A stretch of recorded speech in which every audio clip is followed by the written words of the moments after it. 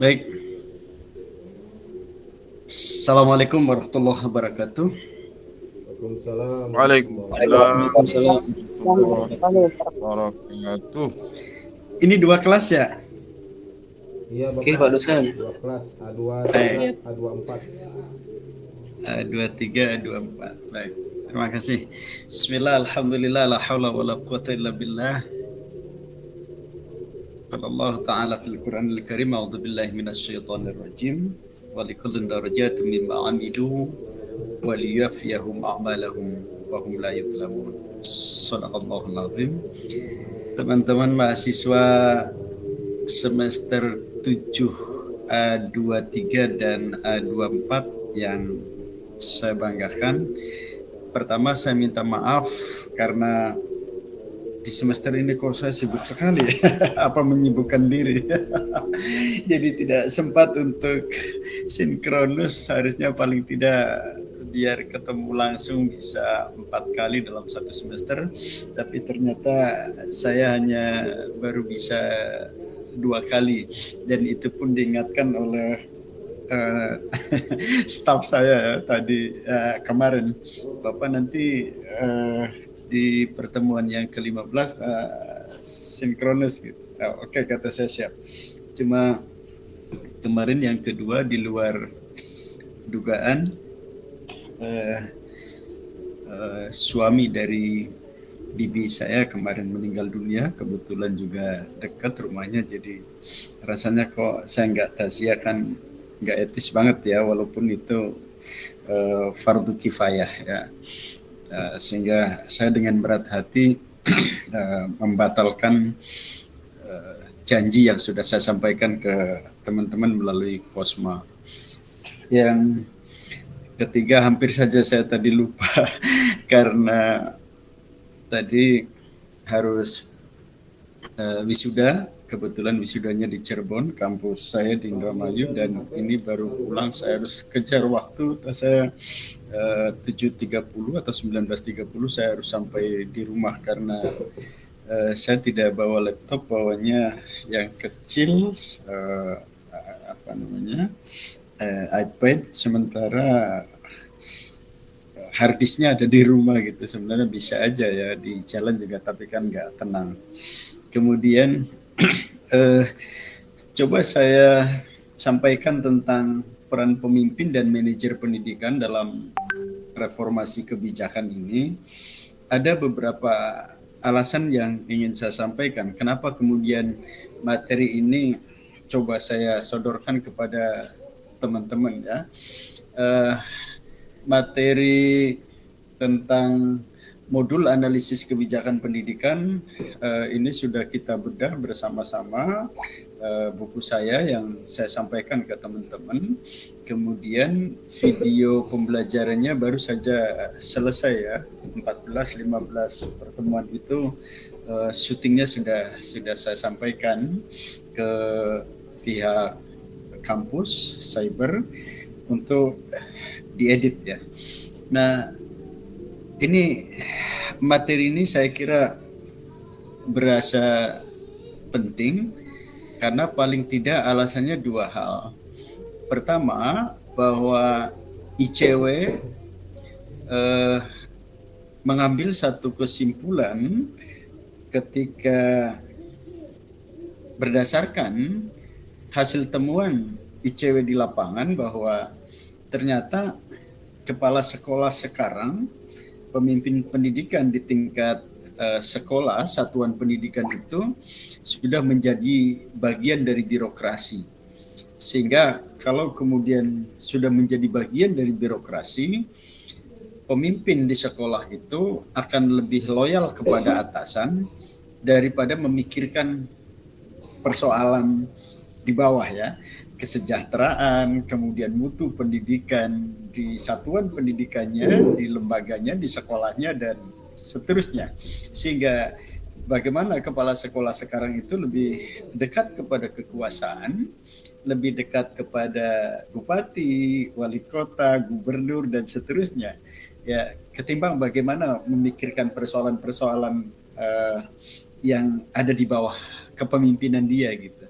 Itu yang dimaksud oleh ICW bahwa kepala sekolah sekarang sudah menjadi bagian dari birokrasi.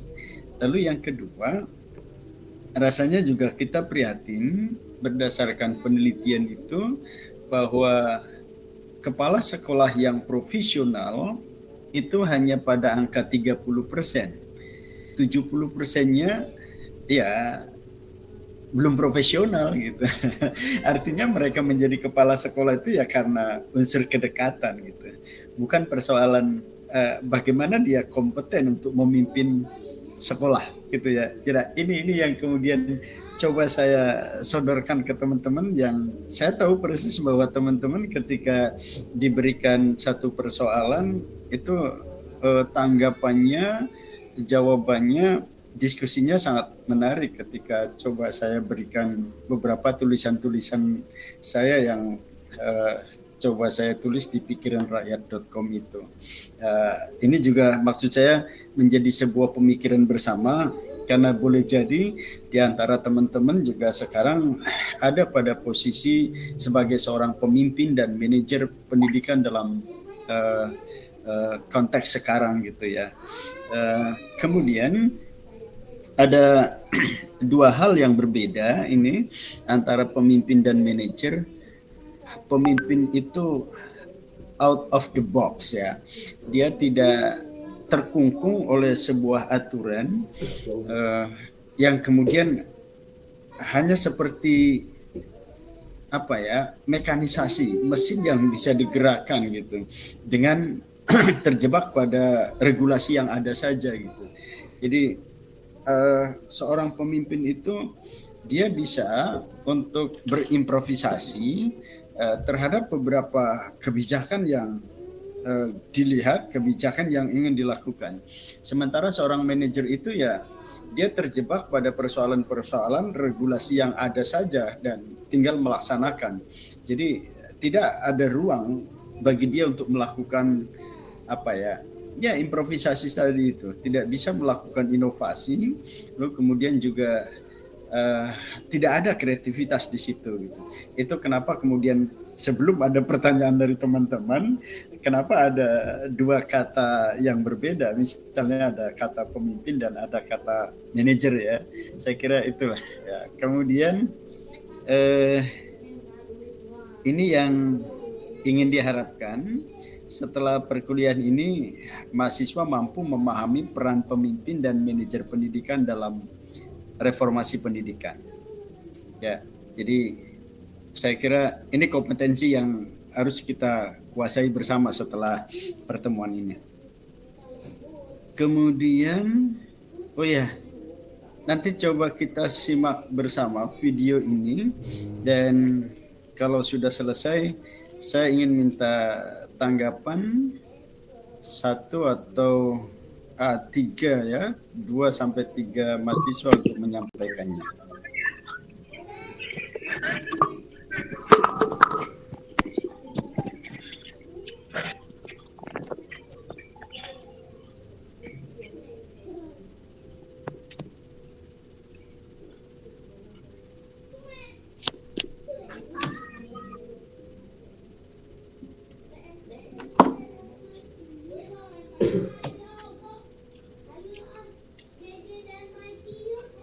Suaranya tidak keluar, Pak dosen.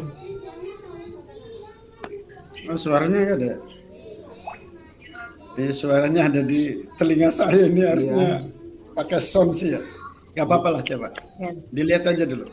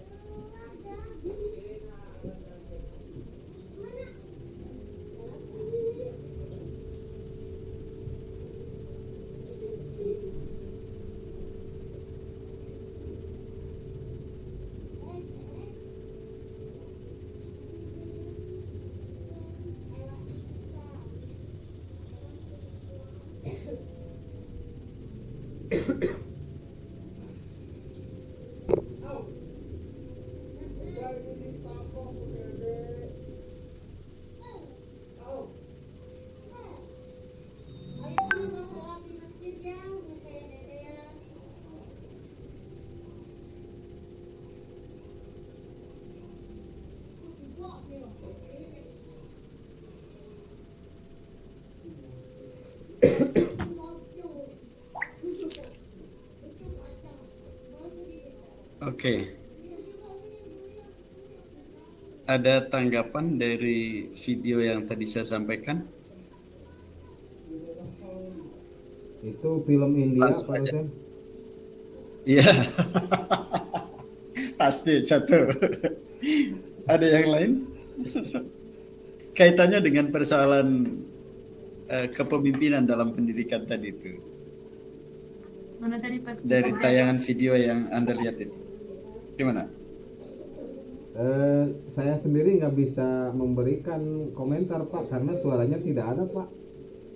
Oke, ya emang harusnya ketemu langsung dengan soundnya ya. Tapi Kalau kalau dilihat Pak, dari visualisasi dari aja ya, gambar. oke Bu. Ya, silakan. kalau dilihat dari gambar, Mhm. sosok seorang anak yang dengan sukarela, ikhlas, berani, tanpa diperintah, Hmm. langsung melaksanakan pertolongan kepada kendaraan yang macet gitu. Jadi Oke. sehingga memanggil orang lain pun ikut membantu begitu. Oke. Baik, ada yang lain? Satu lagi.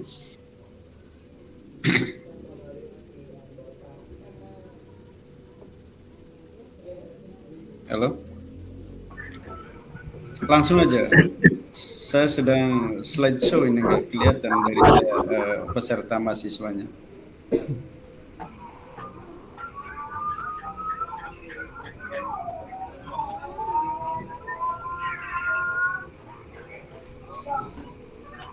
Ada yang mau berpendapat? Satu Ya, lagi? Pak. Ini Oke, salah satu silakan. pekerjaan yang bisa dikerjakan secara bersama-sama. Oke. Baik, saya kira pendapatnya semua bagus dan benar ya, bahwa seorang pemimpin itu kadang harus menginspirasi, bukan kadang, memang harus menginspirasi. Seorang pemimpin itu harus bisa menginisiasi. Ya, tadi bahasa Ibu itu dengan ikhlas dia mencoba untuk mendorong batang pohon yang menghalangi jalan, walaupun itu saya kira bukan itu sesuatu hal yang tidak mungkin karena batang pohon yang sedemikian besar akan didorong-dorong oleh dia gitu kan, dan itu rasanya tidak mungkin bisa terangkat gitu ya, bisa disingkirkan dari tengah jalan. Sementara ada juga mereka yang cuek dengan keadaan yang ada, tinggal menunggu hasil ya dan sebagainya lah kan ya. Ada juga yang miskin inovasi, ada juga yang miskin inisiatif ya, yang kita lihat di lingkungan itu. Bahkan juga mungkin di lembaga pendidikan boleh jadi terjadi seperti itu ya. Nah, ketika kemudian ada gagasan, ada inisiasi yang dilakukan oleh seseorang, kemudian ada banyak orang yang kemudian tergerak. Ya, di situ kemudian siapapun, pakar manapun yang ingin mendefinisikan tentang kepemimpinan, itu pasti ada kata-kata kemampuan seseorang untuk mempengaruhi orang lain. Ya, jadi anak itu tadi ketika dia melakukan inisiatif, lalu kemudian dia bisa mempengaruhi orang lain untuk tergerak melakukan hal yang sama dilakukan oleh anak tadi itu, ya, atau oleh seseorang, itu artinya seorang pemimpin sudah berhasil itu. Jadi kemampuan seseorang untuk mempengaruhi orang lain, ya, lalu kemudian kita bisa melakukannya secara bersama-sama untuk mencapai tujuan bersama, itu artinya sebagai seorang pemimpin sudah dinilai berhasil. Ya, tapi kalau kemudian kita melakukan sesuatu dan orang lain diam saja, cuek saja terhadap apa yang kita lakukan, kita narasikan, kita programkan, kita implementasikan, kemudian mereka tidak terpengaruh dengan apa yang kita lakukan, itu bisa dikatakan gagal kepemimpinan kita gitu. Ya, jadi ketika kemudian satu persoalan dilakukan, diinisiasi oleh seorang pemimpin, kemudian mereka tergerak secara bersama-sama, tadi seperti yang disampaikan, saya kira ini akan menjadi sesuatu hal yang efektif ya. Oke, makasih ya pandangannya. Nah ini kalau gambar ini, apa yang bisa teman-teman lihat kaitannya dengan kepemimpinan dalam bidang pendidikan itu?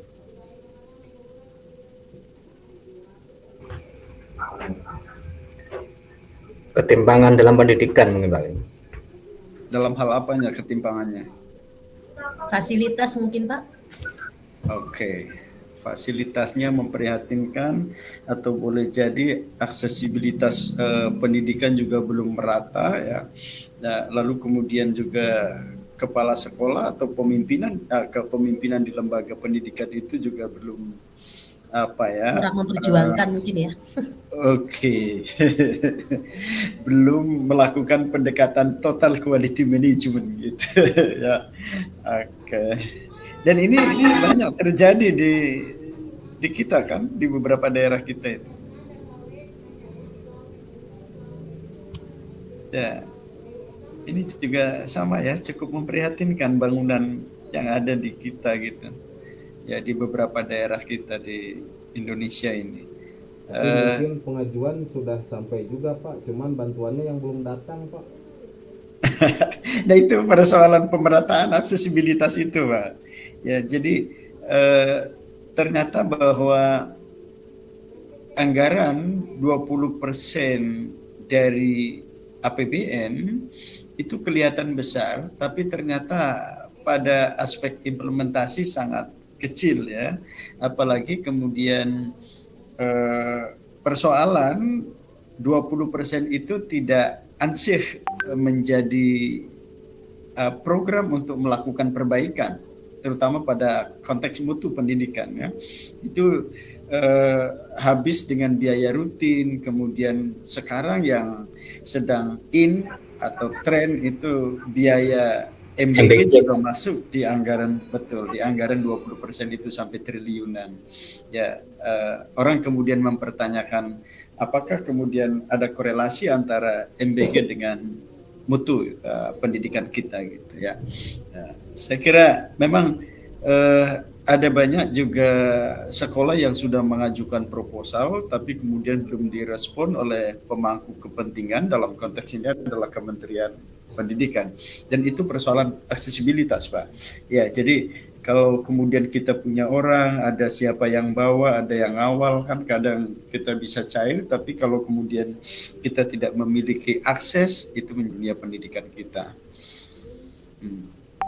Kalau ini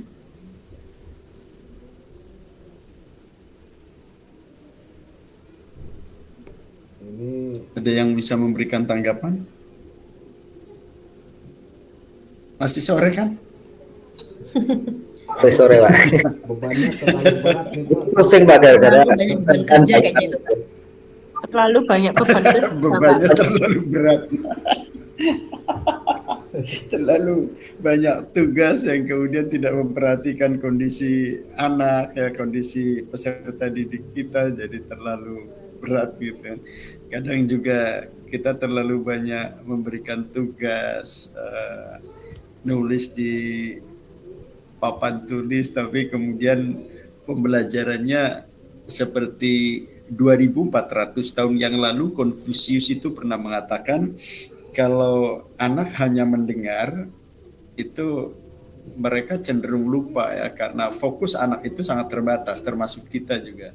Tapi kalau kemudian divisualisasikan dengan alat peraga yang menarik gitu, itu peserta didik atau anak itu akan ingat. Apalagi kemudian kalau mereka dilibatkan dalam proses pembelajaran, maka mereka akan bisa. Ini yang kemudian juga saya meminjam bahasanya Profesor Paul Breyer itu, dunia pendidikan kita itu terjebak pada indoktrinasi, terjebak pada persoalan apa ya, seperti bank gitu. seperti bank itu ada anggapan bahwa anak itu seperti botol kosong lalu kemudian diisi oleh kita semaunya. Seperti kita ngisi rekening, kalau kemudian itu semakin banyak, semakin berbunga-bunga gitu. Padahal sejatinya anak itu kan sudah bawa potensinya masing-masing, dan tugas kita, guru, dosen, dan pendidik itu adalah bagaimana potensi yang dimiliki oleh anak itu bisa berkembang dengan baik. Ya, jangan sebaliknya malah mematikan potensi anak. Ya ini saya kira problem yang kemudian oleh Paul Breyer, seorang tokoh pendidikan dari Brazil itu mengatakan bahwa praktek pendidikan di Indonesia itu seperti penjara gitu ya. Jadi 2 jam pelajaran itu sangat menyiksa anak gitu. Anak tidak memiliki daya kritis untuk berdialog, berdiskusi di kelas, ya, tapi kemudian dia merasa terkekang dalam tekanan. Sehingga ketika disampaikan ada pertanyaan anak-anak, mereka diam. Kalaupun bicara, ada Pak, kapan istirahatnya, kapan pulangnya. Jadi kata-kata istirahat dan pulang itu menjadi sebuah kata yang sangat membahagiakan bagi mereka gitu. Nah, kalau ini apa yang bisa dilihat? Ini suasana kelas yang ceria, Pak. Happy, Pak. Happy, membahagiakan. Kan kalau kemudian pembelajaran kita yang sekarang pembelajaran deep learning itu ada joyful learning ya, pembelajaran yang menyenangkan, pembelajaran yang membuat anak ceria gitu. Ya, bahagia di kelas, ketidakhadiran kita itu bukan disyukuri tapi diarep-arep itu datangnya oleh peserta didik kita. Itu yang kemudian ada joyful learning gitu, tanpa mengurangi esensi ya, tapi juga pembawaannya sangat menyenangkan sehingga 2 jam pembelajaran itu sangat membahagiakan gitu. Kalau yang ini kampus apa ini? Udah tahu belum kampus yang di bawah? Ini kampus pasca sarjana, Pak. Iya, pasca sarjana mana?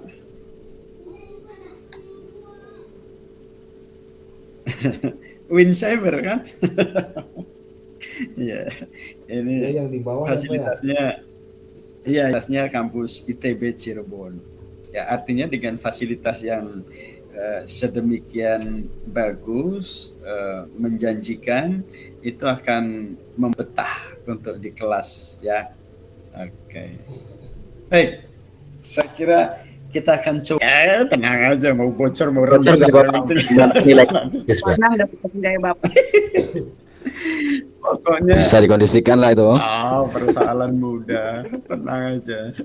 Yang penting jangan terjadi inflasi nilai, tapi kemudian pengaruh terhadap bobot atau mutu kita ya. Saya akan berkali-kali menyampaikan perkuliahan kita itu atau proses pembelajaran itu kan dimulai dari input, proses, kemudian output, outcome, dan benefit. Kita tidak berhenti pada output, tapi juga paling tidak outcome gitu kan. Jadi kalau inputnya dari teman-teman dan regulasi materi disampaikan oleh dosen, lalu kemudian diproses di situ ya sampai perkuliahan semester 8 nanti teman-teman sudah sidang. Nah, kemudian Anda keluar kan sarjana, itu output. Tapi kan kita tidak ingin berhenti sampai di situ, harus ada outcome. Ya, outcome itu ada nilai kebermanfaatannya atau paling tidak nilai inherent yang melekat pada output gitu. Jadi kalau kita sarjana S1 ya berasa S1 gitu. Jangan sampai kemudian S1 berasa SLTA, kan itu bisa berbahaya. Tapi saya punya keyakinan bahwa teman-teman nanti begitu selesai S1 juga punya tanggung jawab moral sebagai seorang sarjana. Dan saya tidak meragukan itu. Oke, mengapa kepemimpinan pendidikan penting dalam reformasi? Ya, ini disampaikan pertama, agen perubahan internal. Pemimpin pendidikan adalah motor penggerak transformasi di sekolah dan lembaga. memastikan perubahan terjadi dari dalam. Jadi kalau kemudian seorang pemimpinnya tidak memiliki kemauan untuk melakukan perubahan, ya change in belief and value, saya kira akan susah lembaga itu bisa maju. Jadi makanya ya yang pertama yang harus dimiliki oleh seorang pemimpin itu ya kemampuan dia untuk menggerakkan orang lain, mempengaruhi orang lain, dan dia menjadi motornya gitu. Jadi jangan sampai kemudian kita bicara persoalan disiplin masuk jam 7 gitu misalnya, kepala sekolahnya datangnya jam 9. Ya, kita pulangnya nanti jam 15 gitu misalnya. Lalu kemudian kepala sekolahnya pulang tiap hari pukul 12 gitu. Nah, ini kan problem saya kira ya. Walaupun sebenarnya tugas seorang kepala sekolah kan tidak harus diam terus di lembaga ya, karena dia juga bisa melakukan membangun jejaring, lobby untuk bantuan bisa datang ke sekolah. Jadi artinya tidak harus terus diam di lembaga gitu. Karena kalau diam terus di sekolah juga ini akan bisa berakibat pada persoalan lembaganya tidak bisa berkembang secara cepat gitu. Ya makanya perlu juga melakukan semacam ya membangun networking, membangun jejaring ya. Misalnya lobby ke dinas pendidikan, bila perlu ke kementerian, itu juga tugas seorang kepala sekolah ya. Makanya di regulasi yang baru itu bukan lagi emaslim atau emaslex tugas seorang kepala sekolah itu, tapi paling tidak 3 hal gitu. Pertama, dia sebagai seorang leader, kemudian yang kedua dia sebagai seorang entrepreneur, dan yang ketiga dia sebagai seorang supervisor gitu ya. Jadi 3 hal itu yang harus dimiliki oleh kepala sekolah.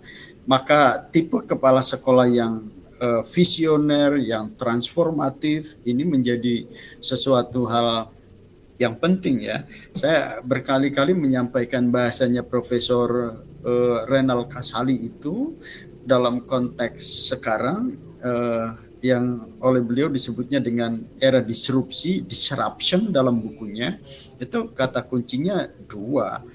Saya kira 1 harus inovatif, yang kedua tidak boleh terjebak pada zona nyaman. Jadi kalau kemudian kepala sekolahnya inovatif, ya dia melakukan inovasi yang sangat luar biasa, itu saya kira akan bisa menemukan kemajuan. Karena kata Prof. Renal Kasali, inovasi itu sejatinya juga kejam. Karena akan membunuh dalam tanda kutip sesuatu hal yang tidak relevan dengan kondisi kekinian. Ya, jadi harus inovatif. Kalau tidak inovatif akan digilas oleh perkembangan kemajuan sekarang ini. Oke, kemudian yang kedua, responsif terhadap tantangan. Globalisasi dan teknologi menuntut kebijakan yang adaptif dan berkelanjutan dipimpin oleh seorang pemimpin yang proaktif. Jadi kalau kemudian kita sepakat, kalau bahasanya Anthony Giddens, itu globalisasi itu disebutnya sebagai runaway wood, dunia yang berlarian tunggang langgang, seperti truk besar yang syarat muatan tapi tidak ada kendali, tidak ada remnya. Ya, maka kata Profesor Azumardi Azra, globalisasi yang ditandai dengan kemajuan ilmu pengetahuan dan teknologi itu sejatinya tidak bebas nilai. Dia harus dikawal oleh agama, dikawal oleh moral, dikawal oleh etik. Jadi moral, agama, etik itu sebagai remnya. Jadi kalau kemudian dia tidak dikawal, tadi itu seperti runaway wood, seperti truk besar yang syarat muatan, tetapi lari tunggang langgang ke sana kemari. Gitu. Ya, jadi dengan modal itu kita juga yang kedua tentu harus adaptif. Kita harus bisa berselancar di era global itu. Tidak kemudian kita antipati dengan perubahan itu. Ya, tidak antipati dengan persoalan globalisasi tadi itu. Ya, tapi kita juga akan masuk ke situ sehingga ini kalau tidak salah kata-kata Ali bin Abi Thalib itu, alimu auladakum ghaira ma'alimtum fa innahum khuliqu li zamanin ghaira zamanikum. Maka kata Khalifah Umar, anak-anakmu itu sejatinya bukan anakmu, tapi anak zamannya. Nah, bagaimana kemudian kita memasuki era yang sedemikian luar biasa itu, yang perkembangan ilmu pengetahuannya tidak bisa diprediksi, dia lompat-lompat gitu, perkembangannya itu bisa kita antisipasi, kita bisa ikut di dalamnya, tapi dengan selamat gitu. Ya, jadi kita bisa proaktif di situ, tapi juga kita bisa selamat tadi itu, ada daya kendali kita. Jadi yang kedua tentu harus responsif terhadap tantangan, responsif terhadap perubahan. Ya, karena ini tidak bisa dihindari teman-teman ya. Kalau di dunia ini ada hal yang abadi, maka yang abadi itu adalah kata-kata perubahan itu. Jadi perubahan itu sesuatu hal yang niscaya, yang tidak bisa terhindarkan gitu. Nah kemudian yang ketiga, kunci keberhasilan implementasi kepemimpinan strategis adalah fondasi utama untuk memastikan kebijakan baru dapat diterapkan dengan sukses. Jadi di situ kemudian kan dalam teori manajemen itu paling tidak fungsi-fungsi manajemen itu ada, kalau yang populer itu POAK ya, planning, organizing, actuating, and controlling. Tapi tentu ketika secara singkat kita akan mengatakan perencanaan, implementasi, dan evaluasi itu tiga hal yang seperti lingkaran setan yang saling berpengaruh satu sama lain. Jadi kalau kita ingin mengatakan apakah sesuatu itu bisa dilakukan dengan baik atau tidak oleh kepala sekolah dan bawahannya gitu, maka dilihat dari sisi perencanaannya matang atau tidak. Tapi kalau kemudian perencanaannya bagus, kok ternyata ada distorsi juga, maka kita lihat dari sisi implementasinya. Bener nggak nih implementasinya sesuai perencanaan yang kita bangun, kita buat. Tapi kalau kemudian dari sisi implementasi juga bagus, lalu kemudian hasilnya masih tetap saja terjadi distorsi, penyimpangan, nggak bagus gitu. Ya kita lihat dari sisi evaluasinya. Evaluasi salah juga salah, kita akan melakukan planning pada tahun berikutnya. Ya, termasuk Bapak Ibu sekalian untuk melakukan evaluasi, loh kemudian evaluasinya salah juga kan akan berpengaruh pada persoalan planning berikutnya gitu. Ya, dan seterusnya lah. Jadi lama kalau disampaikan secara rinci. Peran strategis pemimpin pendidikan. Tadi saya sampaikan, dia visioner, ya, lalu kemudian motivator, menginspirasi. Visioner itu dia bisa menyusun visi dan misi jelas untuk memandu arah reformasi pendidikan. Dia bisa menjangkau ke depan gitu, visioner itu ya, bisa memprediksi apa yang akan terjadi di beberapa tahun ke depan. Jadi tidak untuk kepentingan hari ini, tetapi ada kepentingan masa depan. Makanya ada timeline ketika kita menyusun visi itu. Misalnya visinya dilakukan sampai tahun 2030 gitu misalnya. Itu timeline-nya. Jadi bisa memprediksi untuk ke depan. Motivator pasti ya. Jadi kepala sekolah itu menginspirasi guru, staf, dan seterusnya. Lalu fasilitator membangun kolaborasi dan komunikasi efektif antara seluruh pemangku kepentingan. Jadi dia bisa memfasilitasi guru, dengan siswa, dengan wali murid, wali santri gitu misalnya, atau dengan dinas pendidikan dan pemangku kepentingan lain. Lalu manajer sumber daya mengkoordinasikan sumber daya manusia dan fasilitas untuk mendukung penuh perubahan. Nah, di situ kemudian kita bisa melakukan in-house training, ya, kemudian workshop atau pelatihan, seminar, dan lain-lain dalam konteks meningkatkan mutu pendidikan. Ya, kemudian manajemen perubahan dalam organisasi pendidikan. Pemimpin berperan krusial dalam membangun budaya organisasi yang efektif. Saya ingin mengatakan begini, teman-teman ya. Kepemimpinan itu sebuah seni untuk memimpin. Artinya begini, kita tidak bisa membuat patokan yang sama ketika memimpin organisasi A, memimpin sekolah A. Pola dan strategi yang kita buat kepemimpinannya di sekolah A ini lalu kemudian kita adopsi ketika kita mutasi di sekolah B gitu. Itu tidak otomatis misalnya di sekolah A lalu kemudian di sekolah B bisa maju. Belum tentu, karena kepemimpinan itu seni untuk memimpin. Ya, artinya apa? Ada sumber daya yang berbeda, ada anggaran yang berbeda gitu. Ada fasilitas yang berbeda dan lain-lain. Ya, sehingga bagaimana kita mengelola itu dengan baik ya. Sehingga tidak bisa kemudian kepemimpinan di satu lembaga digeneralisasi, akan bisa juga berhasil di tempat lain ya. Oke, ini saya kira bisa dibaca dan seterusnya. Oh, ini coba studi kasus Flores Timur ya. Kepala sekolah sebagai seorang manajer pendidikan. Keterlibatan partisipatif. Pertama, melibatkan guru dan staf dalam pengelolaan program sekolah secara aktif. Kan saya kira sederhana, kita tidak akan mengatakan sekolah itu bisa maju hanya karena faktor kepala sekolah kan, tapi itu membutuhkan partisipasi semua stakeholder tadi itu, sampai ke OB ya, sampai ke tukang bersih-bersih. Itu juga saya kira bisa menjadi sebuah sistem untuk membangun sekolah itu bisa berhasil gitu. Jadi melibatkan semua. Ya, kemudian kurikulum yang responsif, mengelola kurikulum yang adaptif terhadap kebutuhan sekolah dan peserta didik. Begini, seringkali ada pertanyaan dari mahasiswa itu, kenapa Pak kalau ganti menteri ganti kurikulum? Gitu. Saya tidak a priori dengan perubahan ya. Jadi karena kurikulum itu bentuk miniatur dari kondisi masyarakat yang sesungguhnya.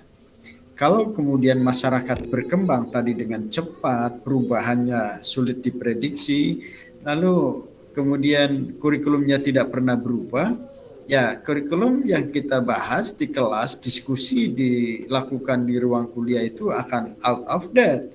Ketika kemudian kita keluar dari ruangan, ternyata kok beda yang terjadi di tengah-tengah masyarakat. Jadi makanya kurikulumnya harus responsif ya, tapi juga perubahan yang pergantian kurikulum terlalu cepat juga itu kata bahasa anggota dewan itu ide gila juga. Masa baru 2-3 tahun terjadi perubahan lagi. Ya, sehingga alih-alih kita ingin mencapai kemajuan, malah yang memunculkan persoalan baru, kebingungan bagi guru dan anak-anak ya, apalagi tidak menyentuh persoalan esensi, hanya perubahan terma-terma saja gitu. Baik, iklim belajar yang kondusif menciptakan lingkungan yang mendukung prestasi melalui pengawasan dan pelatihan guru. Jadi kalau kita bicara persoalan mutu pendidikan itu, ya dalam skala kecil itu kita lihat mutu pendidikan di ruang kelas. Jadi kalau kemudian ruang kelas kita, ruang pembelajaran kita tidak bermutu, itu akan menjadi etalase untuk mengatakan bahwa lembaga pendidikan kita ya tidak bermutu secara nasional. Jadi harus kita lihat, coba di ruang-ruang kelas itu apakah bermutu atau tidak proses pembelajarannya, kondusif apa tidak gitu. Ya. Lalu kemudian atasi kendala, mengatasi masalah internal dan eksternal melalui komunikasi yang intens, ya, komunikasi yang efektif. Maka seorang kepala sekolah itu harus punya kemampuan komunikasi yang bagus gitu dengan bawahan atau dengan yang lainnya. Saya kira ini kepemimpinan transformasional dalam implementasi kurikulum Merdeka ini menjadi sesuatu hal yang penting ya, karena kurikulum Merdeka itu juga fleksibel, disesuaikan dengan kemampuan, disesuaikan sarana dan prasarana yang dimiliki oleh sekolah. Ini tantangan yang seringkali kita hadapi, resistensi perubahan. Ya, seringkali mindset guru kita itu terjebak seperti lagunya Betaria Sonata gitu. Aku masih seperti yang dulu. Jadi menolak perubahan gitu. Ya, tidak segera melakukan adaptasi. Ya, guru-guru yang begini dibuang ke laut aja, Pak. Keterbatasan sumber daya, ya, kemudian komunikasi dan keterlibatan, kemudian juga yang keempat konsensus dan konflik ya. Jadi ini penting dalam membangun kesepahaman ya. Jadi bisa memanage konflik itu menjadi sebuah potensi ya untuk bukan jadi masalah. Dampak kepemimpinan efektif dalam mutu pendidikan. Jadi antara kepemimpinan dengan mutu pendidikan itu punya korelasi yang sangat kuat ya. Apalagi kalau kemudian kita melakukan pendekatannya dengan total quality management. Ya, jadi manajemen mutu yang secara keseluruhan. Dan ketika kepala sekolah menerapkan total quality management, itu akan diikuti dengan tindakan berikutnya. Ya, jadi kalau ada perubahan kurikulum, lalu diikuti ditindaklanjuti dengan pelatihan, dengan apa lagi ya, workshop dan lain-lain, lalu kemudian dikawal implementasinya, ada evaluasi di situ. Jadi tidak kemudian ada perubahan kurikulum, tapi kemudian tidak ada follow up, tidak lanjut pada program yang lainnya. Oke. Ini saya kira tadi saya sampaikan kepemimpinan yang adaptif dan inovatif ya, rekomendasi untuk praktek kepemimpinan di era sekarang ini. Kemudian keterlibatan semua pihak ya. Jadi tadi ada kebersamaan yang tadi di awal kita diskusikan, itu tidak melulu bahwa kemajuan sekolah mutu itu hanya menjadi tanggung jawab kepala sekolah, tapi dengan melibatkan stakeholder dalam setiap proses pengambilan keputusan penting. Data dan evaluasi berkelanjutan. Jadi apa yang kita lakukan itu by data semuanya, berbasis data. Jadi memanfaatkan data dan evaluasi konsisten untuk memandu kebijakan dan program, sehingga apa yang kita lakukan itu pas kalau by data ya. Peningkatan kapasitas itu juga menjadi sesuatu hal yang penting, maka harus di-upgrade pengetahuan kita, kompetensi kita itu dalam konteks meningkatkan kapasitas ya. Jadi jangan terjebak pada zona nyaman gitu. Kita cukup hanya pada posisi ini, padahal kemudian persaingan kita di luar sedemikian ketat, kompetitif, lalu kemudian kita tidak melakukan upgrade gitu. Itu terjebak pada zona nyaman. Baik, saya kira itu teman-teman jangan terlalu malam, kasihan yang di luar di luar mana? Di luar Jawa. Ya, oke.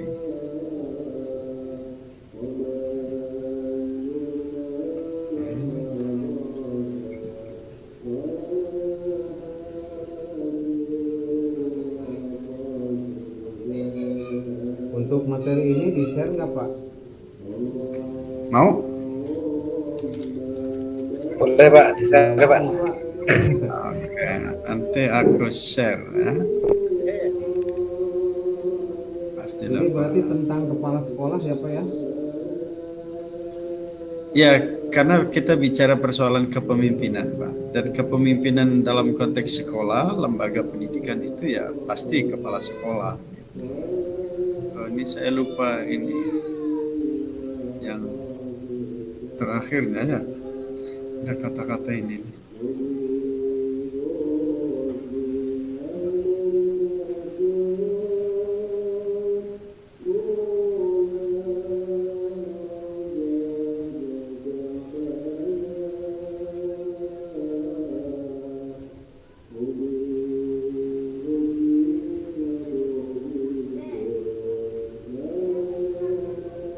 Kelihatan nggak? Kelihatan Pak. Kelihatan Pak. Barangkali Kelihatan, Pak dosen. tidur. Saya khawatir ditinggal sendirian. Tapi ini iya.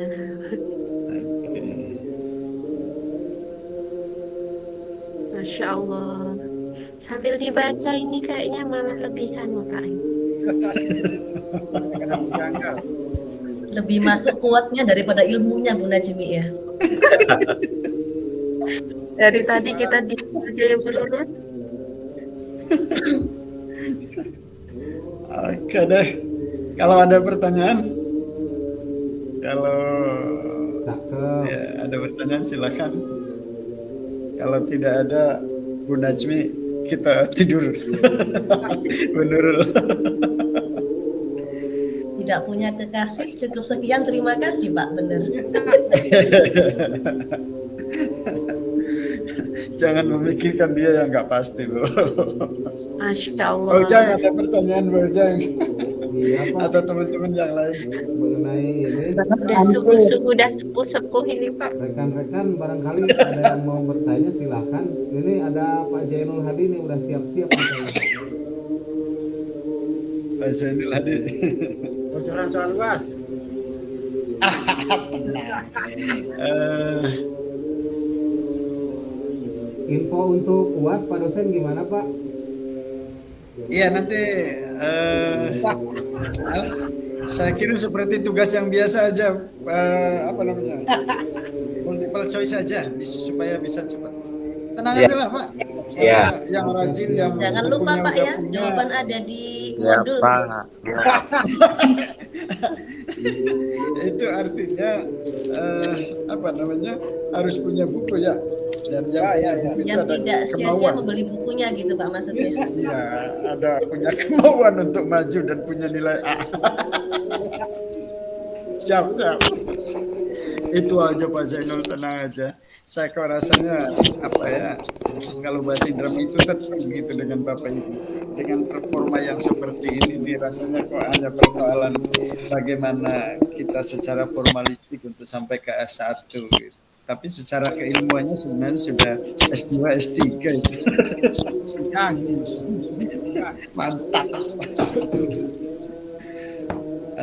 Oke, masih ada nggak? Saya dari pagi ini, dari kemarin nginep bermalam di hotel di Cirebon, kemudian pagi sampai jam 2 itu baru selesai. Ini pulang ada acara lagi tadi di Cirebon. Pulang tadi itu setengah 7 malam tuh. Karena saya punya janji dengan teman-teman yang saya batalkan kemarin. Oke, terima Rasanya kasih, akan Pak bijak dosen. kalau saya sampaikan aja materinya, nanti bisa diskusi bersama sendiri tanpa saya. Biar saya. Ini belum mandi loh Pak Zul. Pak Rahmat. Kita foto bersama dulu Pak dosen. Pak Zainul. Ini performanya gini padahal bau belum mandi. Tak semprot aja pakai parfum walaupun sendiri ya. Jangan sampai baunya sampai ke sini lah. Jadi kok Nih parfum tuh. Wangi lah. Oke lah, ya. Pokoknya nanti ketemu lagi suatu saat, mungkin saya jadi pembimbing atau jadi penguji. Kemarin saya sudah uji di 2 PCC. Saya dapat 3 sih karena pagi-pagi ya, dengan dosen lain. Jadi pembimbing, kemudian sidang kemarin, sidang proposal S2 itu. Dan belum laporan lagi ke saya untuk bimbingannya teman-teman. Kok lama banget gitu. Ya. Nanti teman-teman gak usah lama-lama ya. Kita komitmen masuk bersama. Kira-kira kalau kita sudah menyatakan masuk, harus berani mengatakan keluar.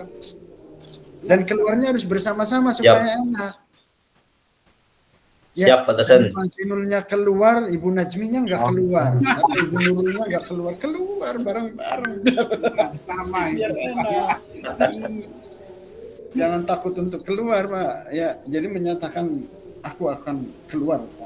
Bila perlu keluarnya bersama-sama. Amin. Mohon bimbingannya Pak dosen. Harus siap. Walaupun nggak ketemu langsung kan. Saya ke teman-teman yang lain juga.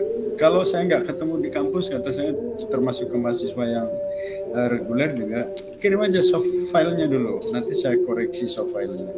Nanti saya kirim. Suatu saat kita ketemu, nanti kita diskusikan bersama. Begitu Pak. Saya akan memberikan pelayanan prima insya Allah.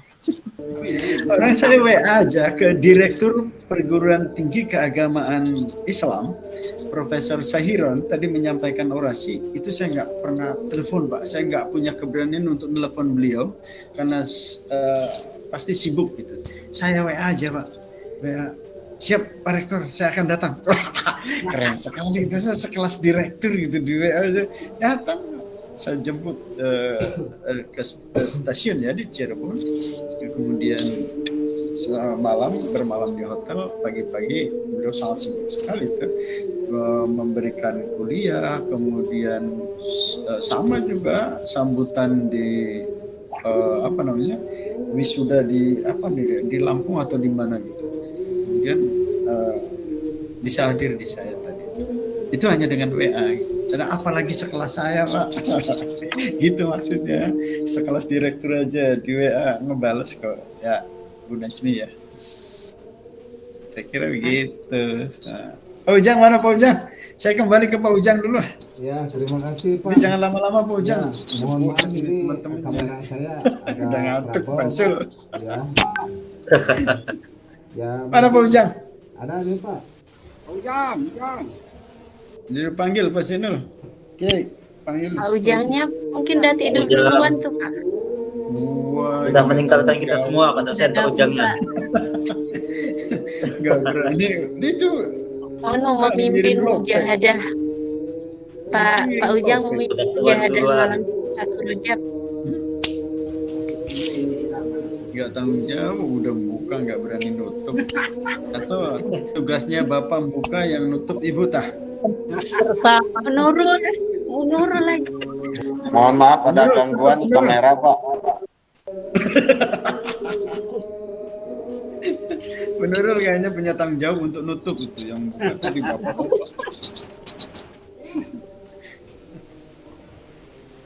Kiai, Ustadz, Bapak Ibu, saya kira sampai di sini dulu lah, gampang ya. Nanti ketemu lagi ya. Mudah-mudahan semester 8 ketemu gitu. Kalaupun nggak ketemu, nanti ya ketemu di bimbingan atau di sidang. Satu saat nanti ketemu wisuda, coba kasih tahu saya informasi ya supaya ketemu tatap muka nanti di wisuda ya. Ketemu ya. Kangen gitu kan. Iya. Kangen ketemu di dunia maya ketemu juga. Semoga sehat Pak. Amin. Masya Allah. Berkah untuk kita semua. Terima kasih bimbingan Pak dosen. Oh, siap, insya Allah. Kalau ketemu di saya sebagai pembimbing, Insya Allah nanti main ke Indra saya kira dosa. Ayo. Tapi ya, ngasih kabar dulu, WA dulu. Nah, share kampusnya Pak yang di Indramayu ya. Oke, siap. Maksudnya WA dulu, kasih berita dulu Pak. Ini resiko laki-laki panggilan begini Pak. Kadang di tempat sana, di tempat sini. Kan di kandang haur ya Pak ya. Kandang haur ya Iya, Pak. saya kandang haur. Iya Pak dosen. Asli mana emang? Tahu kandang haur? Ya saya kan lihat itu Pak tulisan Bapak di PR kan. Iya.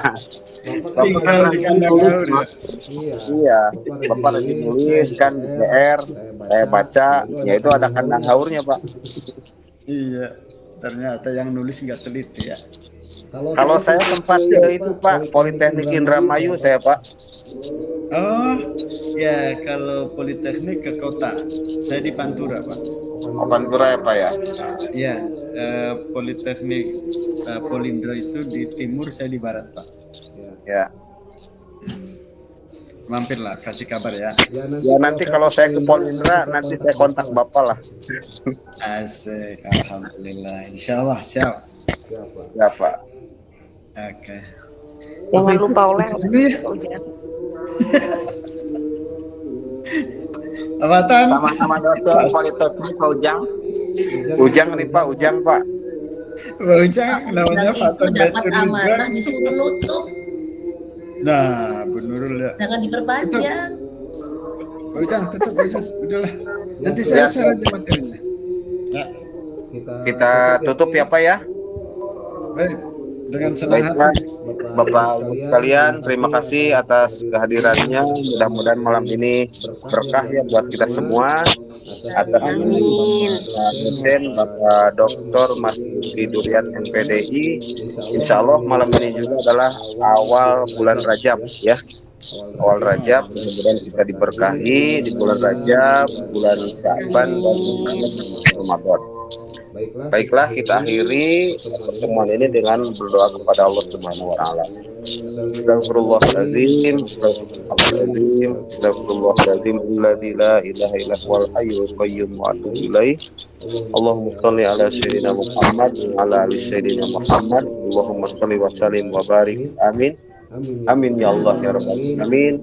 Alhamdulillahirabbil alamin, hamdasy syakirin, hamdan naimin, hamdan yuwaffi ni'amahu wa yuwaffi mazidahu ya rabbana lana yang bagi li jalali wajhil karim wa 'azimi sultanik. Allahumma ighfir lana dhunubana wa li walidina warhamhuma kama rabbawna shighara. Allahumma inna hadza iqbalu laili iqbalu naharika wa shukru da'watika faghfir lana rabbana atina dunya hasanah wa fil akhirati hasanah wa qina adzabannar walhamdulillahirabbil alamin. Terima kasih. Nggih. Makasih nggih, mohon maaf saya kalau selama ketemu dengan saya ada banyak hal yang kurang berkenan ya. Mudah-mudahan selalu dalam keberkahan, jaga kesehatan. Amin. Pokoknya semangat. Selesai S1 lanjut ke S2. Amin. Terima kasih. Pak. Baik, Pak Ujang dan teman-teman, saya pamit nggih. Iya, Pak.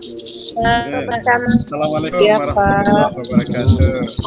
Waalaikumsalam warahmatullahi wabarakatuh. Warahmatullahi wabarakatuh. Materi mau dikirim nggak?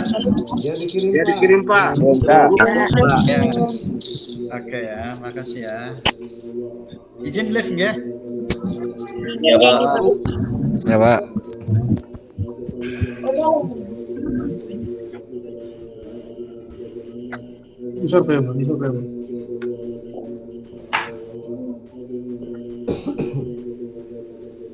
Enak kuliahnya sama Pak Dokter. Iya. Cair ya, kita bisa ngobrol dari hati ke hati.